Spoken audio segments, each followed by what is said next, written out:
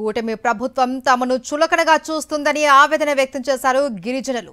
పార్వతీపురం మన్యం జిల్లాలో నిర్వహించిన భగవాన్ బిర్సా ముండా జయంతి కార్యక్రమంలో కనీసం కుర్చీలు కూడా వేయకుండా అవమానపరిచారు అని ఆవేదన వ్యక్తం చేశారు. 2 రోజులు ముందుగానే జిల్లాలో ఉన్న అన్ని గిరిజన సంఘాలకు ప్రత్యేకంగా ఆహ్వానించిన ఐటీడీఏ అధికారులు తీరా కార్యక్రమానికి వెళ్లాక కూర్చోవడానికి కుర్చీలు కూడా వేయకుండా అవమానపరిచారంటూ నేలపై కూర్చొని నిరసన తెలిపారు గిరిజన నాయకులు.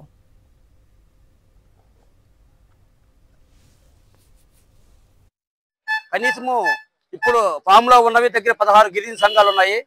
అన్ని గిరిజన సంఘ నాయకులకి కూడా ఐటీడీ నుండి ముందు రోజే బిర్సా ముండా 151వ జన్మదిన వేడుకలకు హాజరు కామని ఐటీడీ అధికారులు వాళ్ళ సీసీల ద్వారా పిఎల్ ద్వారా మాకు ఫోన్ చేయడం జరిగింది. మేమంతా విధిగా వచ్చాము. వచ్చిన తర్వాత కనీసం మాకు ఆ డయాస్ మీద కానీ డయాస్ ముందు కానీ చిన్న గ్యాలరీ కానీ ఒక కుర్చీ కూడా మాకు వేయలేదు. వేయకుండా మా గిరిజన సంఘ నాయకులకి అవమానపరిచారు.